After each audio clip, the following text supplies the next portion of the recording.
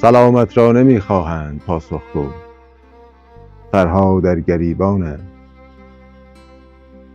کسی سر بر نیارد کرد پاسخ گفتن و دیدار یاران را نگه، جز پیش پا را دید نتواند که ره تاریک و لغزانند.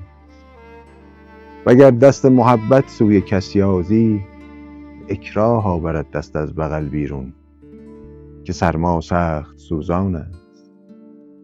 نفس که از گرمگاه سینه می آید برون، ابری شود تاریک چو دیواری ایستد در پیش چشمانت.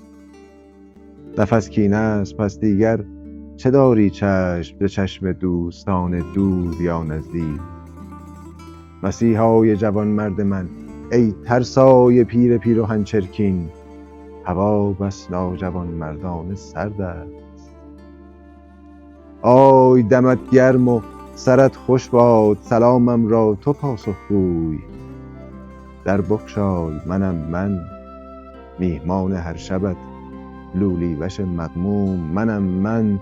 سنگ تیپا خورده رنجور منم، دشنام پست آفرینش نغمه ناجور. نه از رومم نه از زنگم، همان بیرنگ بیرنگم. بیا بگشای در بگشای، دلتنگم. حریفا میزبانا، میهمان سال و ماهت پشت در چون موج می لرزد. تگرگی نیست مرگی نیست، صدایی گر شنیدی صدای صحبت سرما و دندان است.